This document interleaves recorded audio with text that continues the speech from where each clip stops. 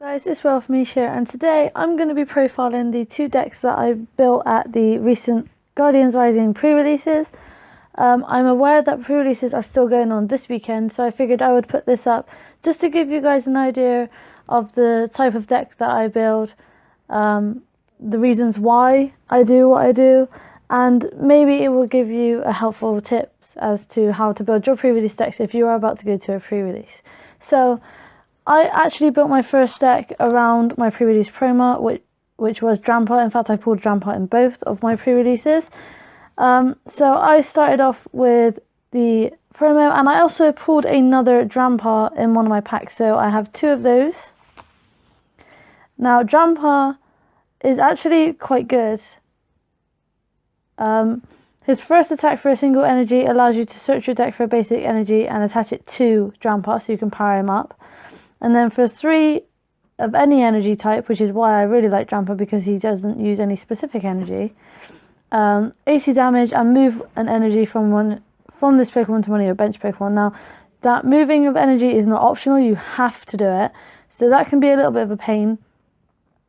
But 80 damage in a pre-release is a nice solid amount, especially if you consider that most people aren't going to be pulling things like GXs, or if they do pull GXs, they might not even be able to use them. For example, like I pulled a Sylveon, and I couldn't use the Sylveon GX because there's no Eevee in this set. So 80 is a nice, strong, solid number. 2 of those. I'll put those out of the way. Then I put in all the colourless Pokemon that I pulled that I could use. So we have Chansey. I didn't actually use Chansey at all, but it was just handy to have in there because it's quite a bulky Pokemon with 110 HP. It's only 10 less than Drampa. 4 energies for 80 damage instead of Drampa's 3, but it's doable. Stuffle, just another little basic to throw up. And Komala, 100 damage for 3 energies is really good, but it requires Komala to actually be asleep. But its ability helps with that, so that when you attach the energy, it actually sends it to sleep anyway. So my advice is, if you get any colourless Pokemon, especially any basic colourless Pokemon, use them. Just throw them in, they're good fillers, because you're not going to have as many trainers as you would normally in a deck, like in the 60 card deck that you build. Remember, this is only a 40 card deck as well. So yeah, I just put all my colourless Pokemon in there. Now, from the evolution pack that you get in there, I took the Murkrows and the Honchkrows. Murkrow, just because you need them for Honchkrow. His Whirlwind attack can be a little bit annoying for your opponent because they have to switch their active for their bench Pokemon, but it can also benefit them. So you don't want to be using Murkrow as an attacker. Instead, you want to be using Honchkrow. And Faint Attack for a single Dark Energy. You can put 30 damage anywhere you want, so it means you can bench snipe any small Pokemon, like Pokemon like Murkrow actually. Murkrow would be a 3-hit KO, but there are a lot of basic Pokemon that have less HP. For example, Petilil is in this set, and I think it only has 50, so you can bench snipe that 2 turns and it's gone. And Raven's Claw for 10 plus 10 more for each damage counter on all of your opponent's Pokemon. So the Faint Attack helps to build this up. So if you Faint Attack a couple of the bench Pokemon, then you can use Raven's Claw. So say you've used Faint Attack 3 times, you can use Raven's Claw for 100 damage, plus anything else that's on your opponent's active as well from maybe a previous attack or anything like that. So really good Pokemon. 2 of those in there because there was 2 in the evolution pack that we get in the pre-release. And as I said, 2 of the Murkrow. Now, this kind of, for me, defined the energy that I was going to be using. Another card that I pulled also helped me to define the energy that I was going to be picking. So I did end up using Dark Energy, just so I could use that Faint Attack, and another couple of Pokemons. So that's why I choose colourless attackers as well, like Drampa, because they can use any energy. So that's how I chose the energy that I was going to be using. Now the next Pokemon are 2 Pancham, which you're not going to be using for attack at all. The only reason I have the 2 Pancham in is for the Pangoro, who has 130 HP, a massive retreat cost, but I'll talk about that in a bit. At 3 is quite a big retreat cost when you consider all the others have been 1 or 2 so far. For 3 energies, but including a dark one, 70 damage, not affected by resistance, which isn't really a problem in this because not many people will be playing Fairy, which has resistance to dark anyway. And for 4 energies, including a dark, you're doing Magnum Punch for 130. Now that's knocking out a lot of stuff if you can get those 4 energies on there. Obviously, it takes a bit longer to build it up because of the cards that you have access to in a pre-release, but nevertheless, it is doable, and I did manage to get off a few Magnum Punches with Pangoro in my pre-releases. So 2 Pancham, 1 Pangoro, just make sure you get a Pancham. I know you can't see these cards very well, but I'm just sort of laying them out at the top. The next few Pokemon were chosen, again, because they're colourless attackers, but more for abilities and different things that they can do. So Tentacool and Tentacruel. Tentacool, again, not really for attacking, but Tentacruel you are. I didn't really get to use him, but I wanted to be that person that can poison. So for 2 of any energy, you can do 30 damage and poison. And Seething Tentacles for 40 plus. For 3 energy, flip a coin if this attack does 40 more damage if tells your opponent's active Pokemon is now paralyzed. This attack is a win-win regardless, because paralysis is a pain for your opponent because they can't retreat, they can't do anything, they have to stay there. And if you're hitting them for 30 and you've got them poisoned and then they're paralyzed as well, you're slowly whittling them down, and then you could probably just fire off 1 more attack to finish them off if they're paralyzed.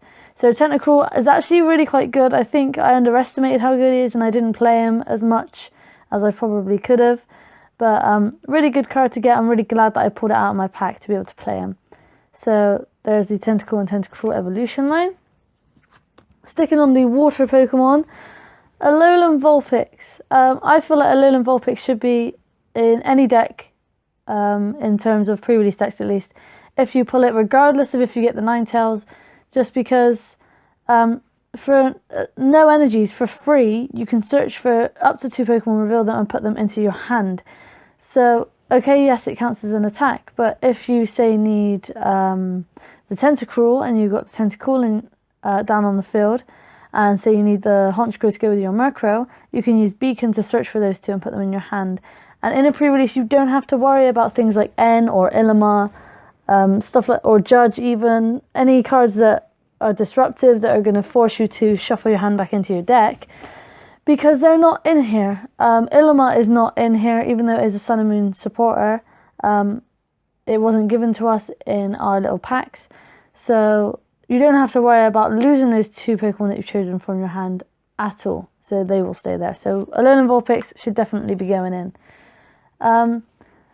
Clefairy, I kind of needed to fill a gap, so I put Clefairy in mainly because of the follow me, so that I can force my opponent to switch. It does cost 2 energies, it is a bit expensive and it does no damage, but it forces them to switch, and then I have an out later on, which once I've kind of basically Lysandered up what I want, I will then be able to switch into whatever I wanted to and knock it out.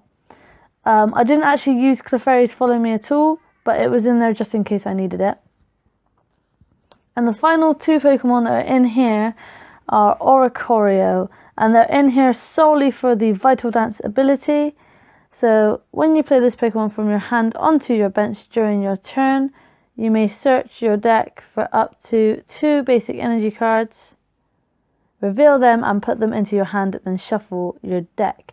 So there are a lot of energies in here, and you're likely to almost always have energy.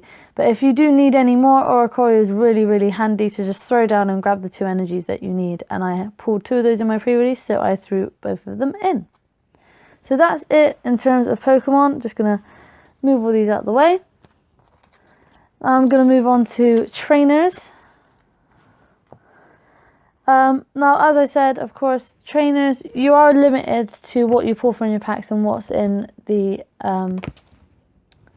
evolution pack, I think it's called, that you get inside the pre-release kit. you are going to have a lot less trainers than you would normally in a regular deck. I was quite lucky actually that I pulled quite a few good trainers from my packs as well. So we're going to start off with items, and the first items we're going to look at is Nest Ball. Nest Ball you get in the little pack in your pre-release, and it just allows you to search for a basic Pokemon and put that straight onto your bench. Really, really useful card from Sun and Moon base. Then I have one Timer Ball to allow me to search for evolutions. So that's mainly to search for Honchkrow and Pangoro in this deck, maybe even Tentacruel if absolutely necessary. But Honchkrow and Pangoro were my two main attackers, as well as Drampa, who was really good as well. So that would allow me to try and get those out as quick as I could. And now into items that are... I only have 2 items left. I'm really glad I pulled this one. Multiswitch allows you to move an energy from one of your bench Pokemon to your active Pokemon. So it kind of, in a way, with Drampa at least, it helps you to get that energy that you've moved back onto him to use his attack again if you haven't got one in your hand, or if you don't use atorio to get one, if you've got none left in your deck. Multiswitch really helps to be able to use Drampa again. It also helps that if you've only got like a Pangoro with 3 energy on and you want to be able to use this Sky Uppercut for 4, you can maybe move a dark energy that you've got attached to Drampa to Pangoro to be able to do that more damage.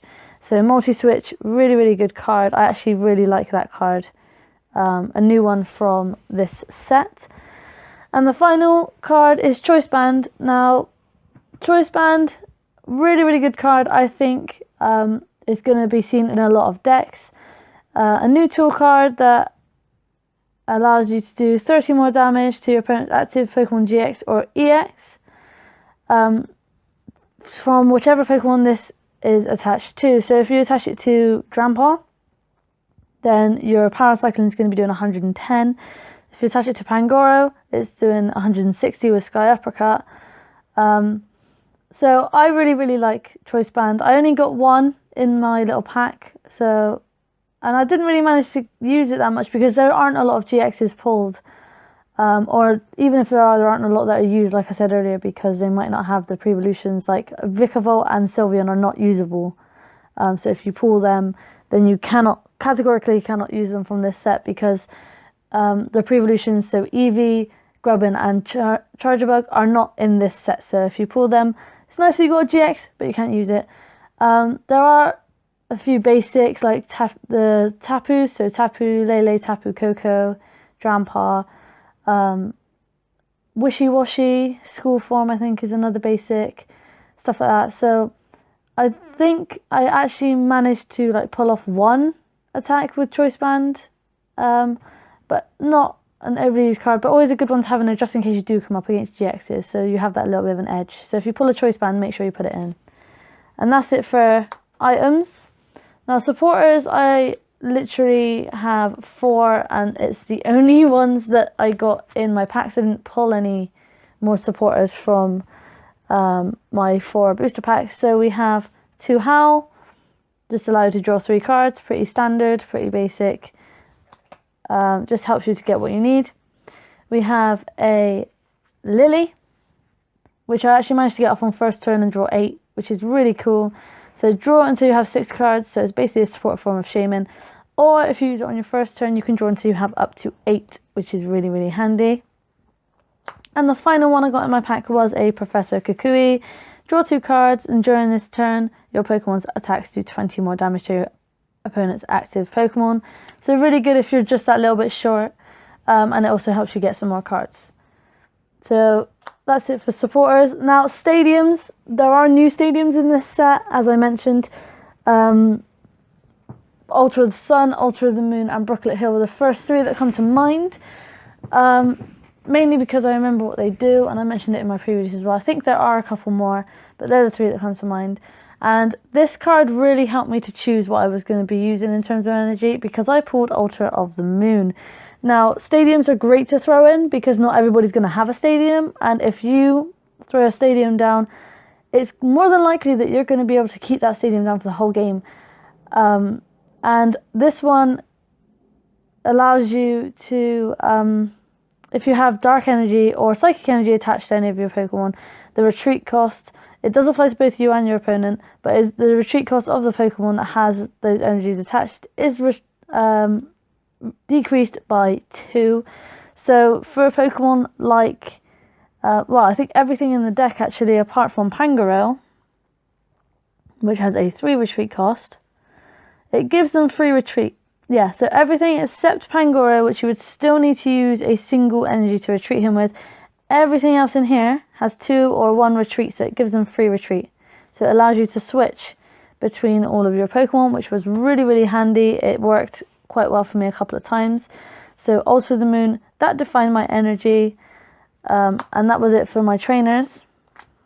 And speaking of energy, now your pre-release sheet tells you to leave space for 15 to 20 energies. I think that's personally too much, but I do run a lot. So we have 1, 2, 3, 4, 5, 6, 7, 8, 9, 10, 11, 12, 13 dark energies. These are my own personal dark energies, hence why they are still in the deck. And 13 is actually really, really good, especially when you consider, like, it was the perfect amount really, because Pangoro uses 4. Drampa is constantly circling the energy out, so you need more and more energy to be able to attach to him, or Atorio helps you to get that. And a couple of the other attackers, like Honchkrow